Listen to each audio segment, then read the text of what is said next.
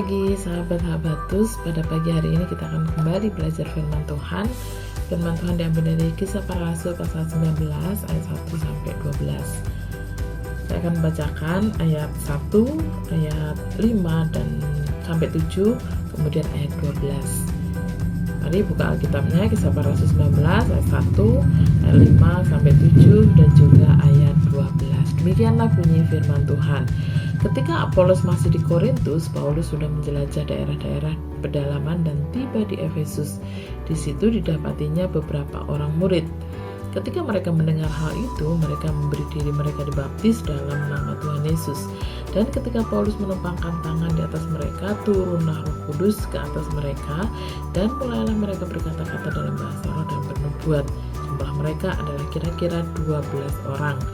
Bahkan orang yang bawa sapu tangan atau kain yang pernah dipakai oleh Paulus dan meletakkannya atas orang sakit, maka lenyaplah penyakit mereka dan keluarlah roh jahat.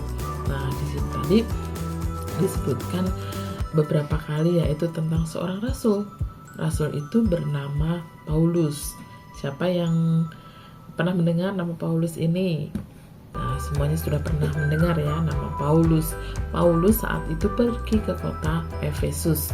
Nah, di sana kemudian ia bertemu dengan beberapa orang, dan orang tersebut sebenarnya sudah percaya kepada Tuhan Yesus. Tetapi di ayat yang kedua di situ dikatakan bahwa mereka belum mengenal ya siapa itu Roh Kudus. Dikatakan di sini katanya kepada mereka, sudahkah kamu menerima Roh Kudus ketika kamu menjadi percaya?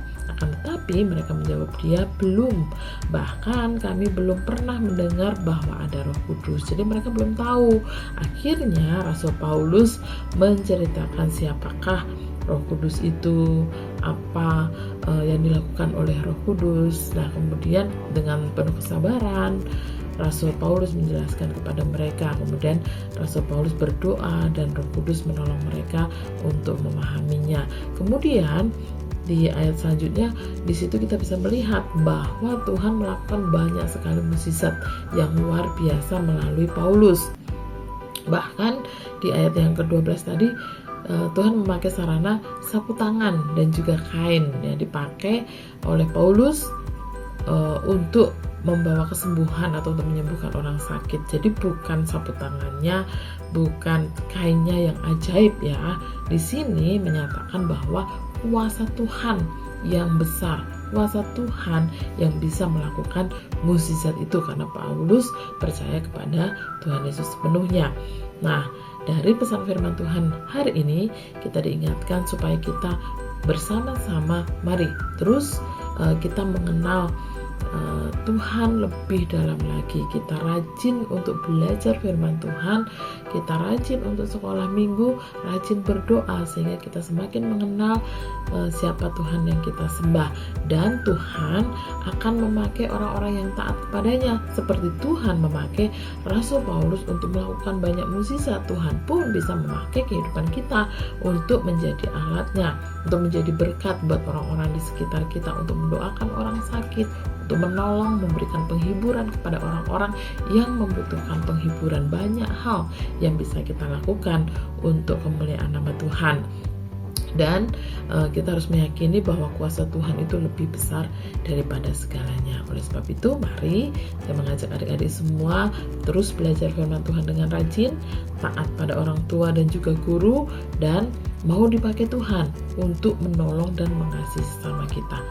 Dengan cara, dengan apa yang bisa kita lakukan untuk sesama kita, untuk keluarga kita, untuk teman-teman kita, dan juga terutama untuk Tuhan kita. Apa yang bisa kita lakukan? Mari kita lakukan untuk kemuliaan nama Tuhan.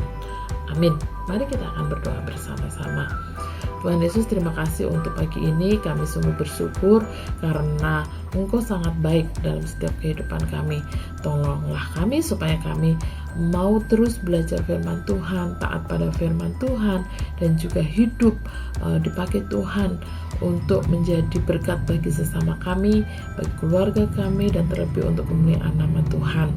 Tuhan, kami menyerahkan aktivitas kami sepanjang hari ini ke dalam pimpinan Tuhan.